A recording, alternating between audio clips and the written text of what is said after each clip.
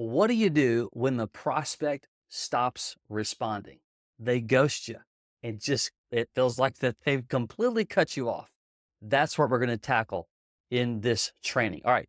There's a few things. We're going to talk some tactics. We're going to talk some strategy, but we got to talk foundations first. Here's a few things. And this is by the way, what I'm going to share with you, you build over time. It's not, you can't just start tomorrow. You can start tomorrow, but your progress over time as you get better at what we're going to talk about, what I'm going to share with you is where the actual results are going to lie. The first thing is I just need to make sure that I understand when I'm doing this.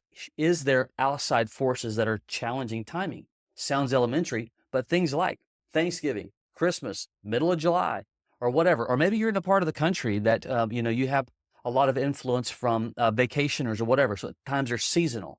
Like we got to make sure that we understand timing, number one, so that we don't find ourselves in a ditch believing something that's not actually accurate. It's actually on pace. So what typically happens is that when we're in those moments and we do recognize that it's a timing thing, it's Christmas time, they probably aren't going to call back, whatever. That's head trash. We want to avoid it. Keep your foot on the gas. As a matter of fact, those times can actually do very well done correctly because most people are not reaching out to prospects of any kind because they believe, which is not true, but it may take longer. So the bigger point is I just got to make sure just right off the bat, there's 4 to 5 times a year, truthfully, that timing can be affected. Again, it's going to differ from industry and location and whatnot. So we just got to make sure we know that going into it for starters. The next thing is mindset. Shift the mindset of I'm trying to just get a hold of them because I want to talk to them about what I have, how I can help them as a business coach. We want to shift away from that to serving them. Yes, I want them as a client. Yes, I need them as a client. Yes, I believe I could help them. But when we shift from service mentality and relationship building mentality, things automatically will begin to shift. It'll change your language. It'll change the way you converse with them. It'll change the way that you are interacting with them simply because of the way you're setting things up. All right. Well, what does that look like? So we know the timing can be an issue. I'm going to just pay attention to that. We know that now I'm going to change my mindset upon how I'm going to interact with them because I care for them, I like them, and I want to build a relationship with them. Does that mean you're going to become buddy-buddy with everybody? No. However, you absolutely can expand your network and expand your prospects by proving that you care about them and building a relationship. So what does that mean? How does that look? Well, for starters, and we're going to get to the fact when somebody's just not responding, what do we do? But just hang with me. For starters, we got to have a plan that we're going to label an effective communication strategy. Why is that important? Well, think about it. If you're a business coach and I'm trying to get giving me a referral and I'm calling them and I've really not thought it through, I'm just trying to get in touch with them. I can tell you right now, that's going to just make the process longer. Why? There's no thought. What else in life becomes of value where there's no thought? So we want to have a strategy to our communication plan. We want to make sure that we're keeping good records. We want to journal the things that are happening throughout the month, the week, so that you can really begin to see what's working, what's not working. There's a lot of different ways to do this, but what works for you? All right. So as we're building relationship, we're building a strategy of communication. We're understanding that they matter. Well, how can I begin to do that? Well, social media, texting, and emails can be your friend. All right. So let's say that somebody has given me a referral, and I'm beginning to engage with them. Well, I'm going to go to LinkedIn, see if they have a profile. If they are, attempt to engage with them there. I'm going to go to Facebook. I'm going to friend request them there. I'm probably going to go to Instagram. And I might not do this, the exact same day, but the point is leverage.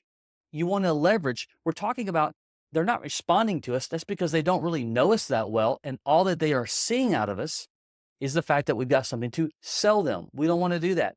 We want to be viewed as a partner, as a problem solver, as somebody that I actually need you because you can help me grow my business. You can help me gain profitability.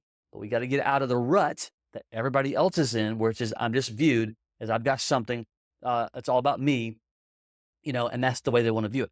When we begin to interact with them and engage with them in other ways, we call that multi-dimensional strategies of communication. When there's multi-dimensions to it, now they're starting to see us in different contexts, and it just changes the psychology of how they view you. All right.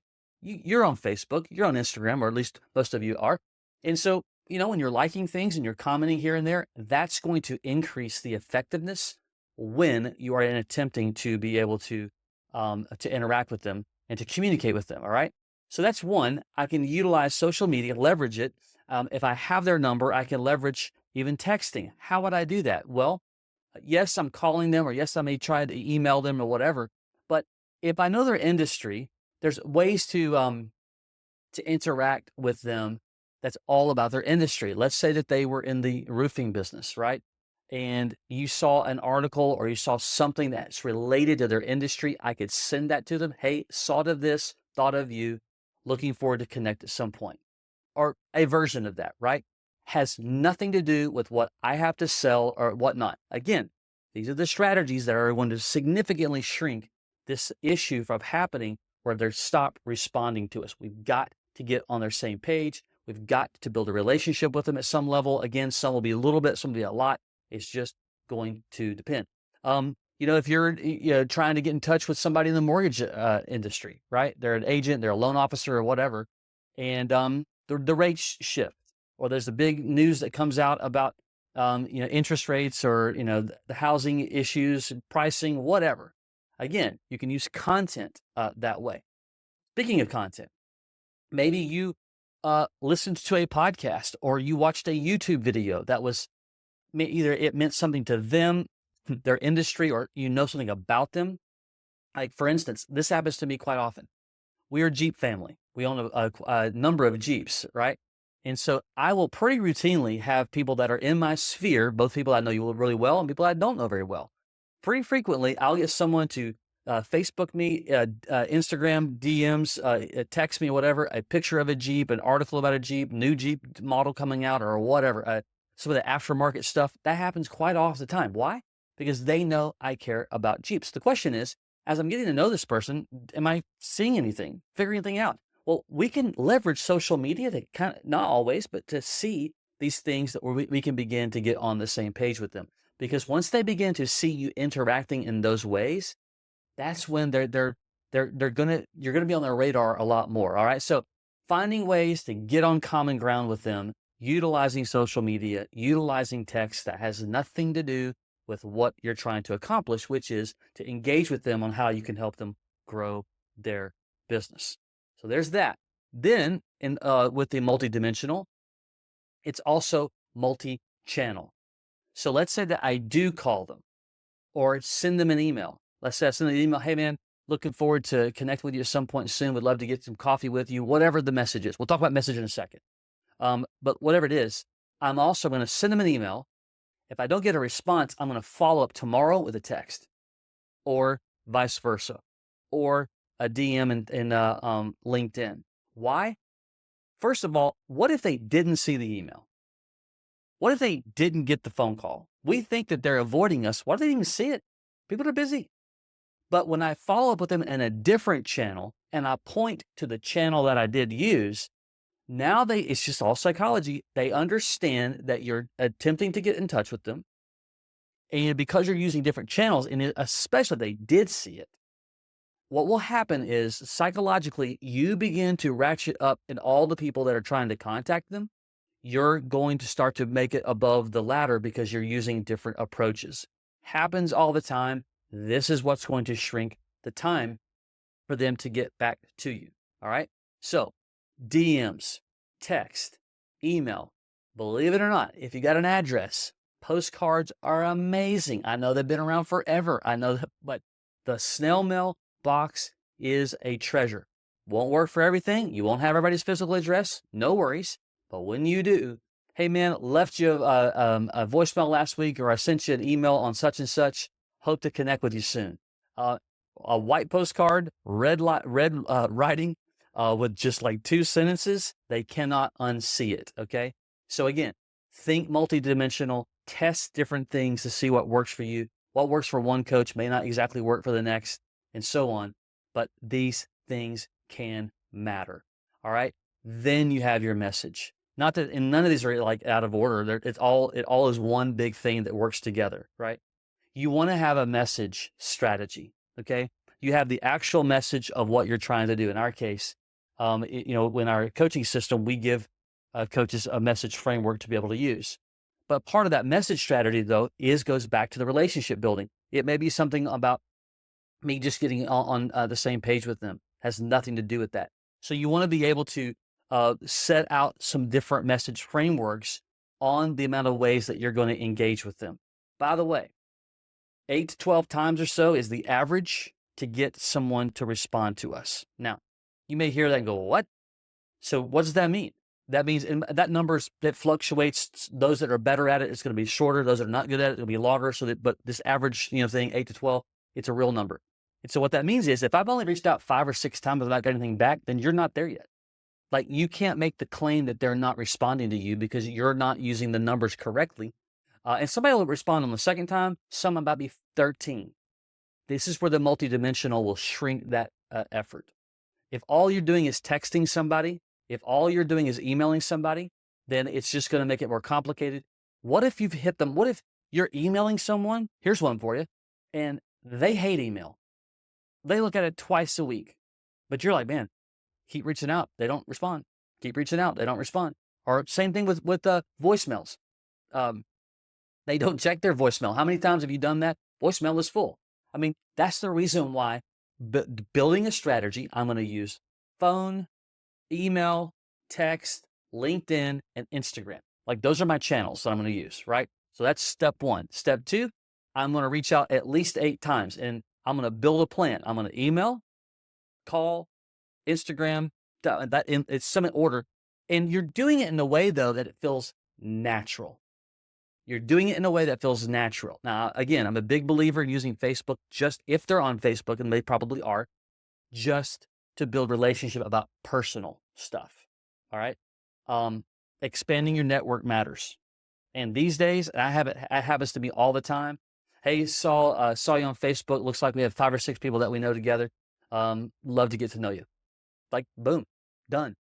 It happens all the time. I do it to people all the time. Did it to 2 people today that came across my thing. We had I don't know, 30 or 40 people. Never connected with them. Don't know them. I do now. They both said yes. They don't know who I am necessarily, but we have things in common. And now you may hear all that and go, they don't really care, but they do. They really do. And don't label what you think that they think. Don't label what you think that they're thinking because you will be wrong. I'll be wrong. I've been wrong so many times in trying to do that. All right. And so we've got our multi-channels. We've got a plan. I'm going to keep at it at least 8 to 12 times. After that, it's probably time to stop for now because it's just the timing may be off. They may have a big project and right now they're just not going to interact with you. They're just too busy. Lots going on, employee issues, whatever. The list could go on and on and on. And then we have our messaging to where and this is this separate conversation all by itself, but you got to build a message about how you can solve their problem. So you got to take what you're doing and you got to turn it around to solve their problem. Well, so in our case, as we're interacting with business owners, it's like, hey man, would love to get with you to show you some things that I think could be effective for you. One of those is how we can show how any business can double their profits. We can do that in 5 minutes. Or another strategy we have is that we help businesses find more than 100 grand in 45 minutes without spending more money on marketing or advertising. It's like working message frameworks inside your communication is what you got to do. That's maybe we'll do a separate one just on that alone because that's a long one even by itself. Here's some resources, or here's a great resource that can help you with this too. Jeb Blunt, one of the best sales trainers in the world, has a book called Fanatical Prospecting. Huge fan of Jeb, known him for a very long time. He was one of the first guys to ever jump on a podcast. And back when my iPod was a click wheel, remember those the circular click wheels? I just don't know anybody out there personally who brings it to be natural, yet makes things very effective. And he's got some great stuff in there for building messaging frameworks for email, for LinkedIn messages, for voicemails. The list goes on and on. It's a huge resource. I highly recommend it. I think that you would get a lot of value out of it. But for now, we understand timing of the year. We understand we shift from just trying to get somebody to call us back to building relationships. We have to have a multi-dimensional approach, a multi-channel approach at that. We've got to have a strong messaging. And over time, what will happen, and we've got to do it a number of times, we shrink down the amount these people don't get back to us. Is it ever solvable 100%? Probably not. Mainly because of timing. And I've had it 1,000 times where somebody, hey, sorry I never got back to you, man. Dude, I had so many things going on. Like, that happens. Life happens. We have to remember that and respect that. That's the reason why, if all you do is email somebody and that's it, and you do it 4 times, 5 times, and you think that they're not getting back to you, you could be so wrong and missing it because you're not engaging them with them in other ways, building a relationship, proving you're a thought leader, proving you're a strategist. That's what you got to do. Hope this makes sense. It's a mouthful. I get it. This is a journey that you get better at and build muscle to it on a consistent basis. That's why notes, journaling, keeping track of KPIs, your ratios of getting back, what's really working for me. Everybody's got a different version of that. You might be a great phone person. You may be a terrible phone person. You may be horrible at an email because the grammar's really rough. I mean, there's all these different reasons, and that's the reason why you have to test things to figure out what works the best for you. Here's what I do know. Doing the same thing over and over and over and expecting it to change, and by cultural definition, that is insanity. We don't want to do that. We want to be able to build a strong strategy plan, keep at it, what's working, double down on what is, stop doing what's not, and go from there. All right? Until next time, take care.